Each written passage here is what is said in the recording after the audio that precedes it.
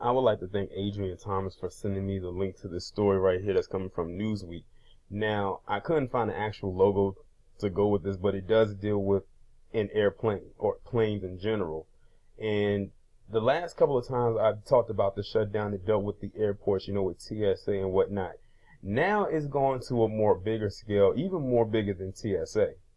I didn't know air traffic control was through the federal government, and I also didn't know that they were not getting paid.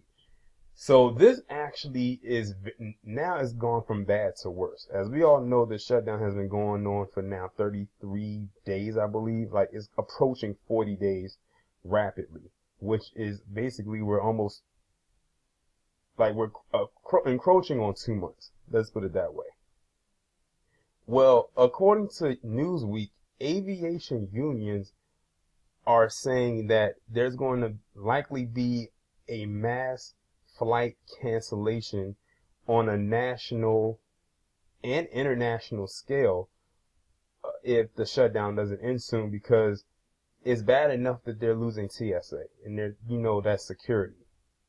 But now it's affecting air traffic control, and without them, no airport can really function because they're the ones that control these flights, whether they're coming in or going out. And usually they are the ones that make the call when an airport has to shut down, such as if it's bad weather or there may be an incident with the flight while it's in midair. And they're like when they do emergency landings and whatnot, they control all of that. It's already not safe enough with the shutdown because anybody can get on the plane with anything, as we've already heard about someone get on the plane with a gun, with a firearm on them. And now this. I'm going to go ahead and read this article coming from Newsweek.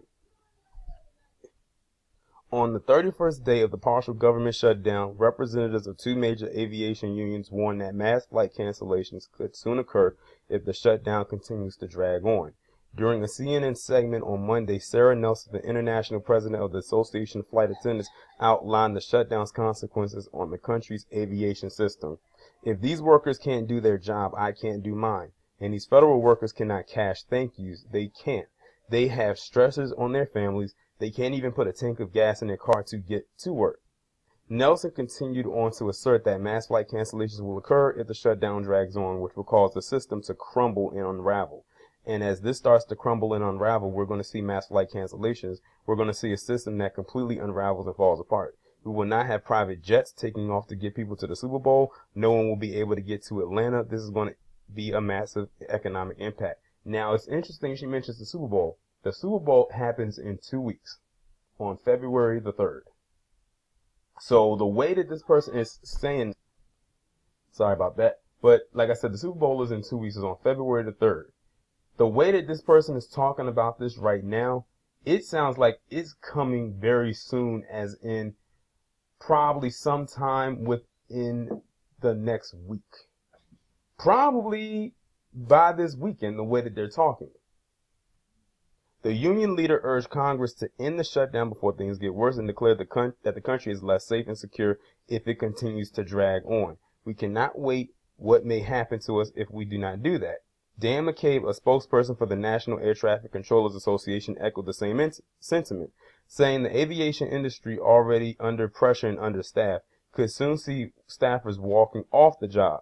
There's no gauge as to where someone's breaking point is at. Is it one paycheck? Is it two paychecks? Is it four paychecks? My biggest fear is that as people reach their breaking point, that they'll begin to quit. A partial government shutdown, which has left 800,000 federal employees either working without pay or furloughed, began last month after Trump declined to sign a stopgap measure designed to keep the government open through to February. The shutdown continues to drag on due to a stalemate between the president and the congressional Democrats over $5 billion worth of funding to construct a wall on the U.S.-Mexico border, one of Trump's key campaign promises. Trump proposed a deal to end the shutdown on Saturday that involves exchanging extended protections for deferred action for childhood arrivals, also known as DACA, recipients for the wall, and additional border security measures. But before the president even made the official recommendation, Speaker of the House Nancy Pelosi declined the offer in a statement, calling the deal unacceptable and a non-starter. That's why they call it a stalemate, because it's like when one side wants to do something, the other one declines. When the other side wants to do something, the other declines. All I'm going to say is this. if this mass cancellation happens, to the people that plan on traveling, they need to send something out. Like, look, y'all may not want to travel anywhere that'll get you there by plane anytime soon, because you can go somewhere today and tomorrow say, well, we're going on a mass flight cancellation. Your flight might be canceled, and they're not going to open it back up until the government opens back up, which means you might be stranded there. And if you coming from international, if you're coming from overseas, you might be stuck here, and then who knows what they're going to do with you, because then if they find out you're here, they're going to, and you here longer than what you say you're supposed to be, they're going to deem you an illegal immigrant, and then that's when you're going to get, it's going to be hell. It's a lot going on. It's going to be very interesting.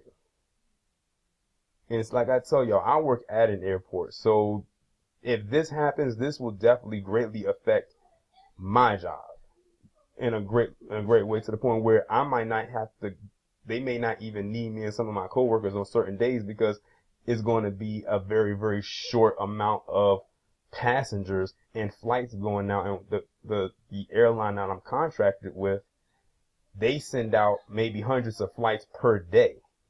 So imagine they do mass cancellations or mass flight cancellations, how many, I don't know how many they'll cut down on. So, and then that'll start to dip into my paycheck. So, good thing I have another job, you know, that has nothing to do with that. So, in a way, I'm kind of good. But as for everybody else, I don't know. But if you were one of the people that voted for 45, just like I said in that other video, I feel nothing for you.